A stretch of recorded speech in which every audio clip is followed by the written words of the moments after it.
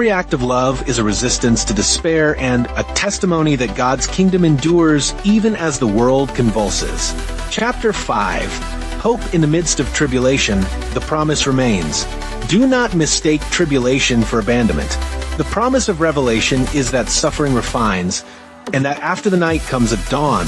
The Lamb of God holds victory secure. Judgment is real, mercy is active, and restoration is promised. For those who remain faithful, God will wipe away every tear, mend every broken thing, and establish peace that surpasses human understanding. Hope is practical. It compels you to prepare spiritually, to love fiercely, and to live as though eternity is near, because in truth, it is. Let hope guide your choices.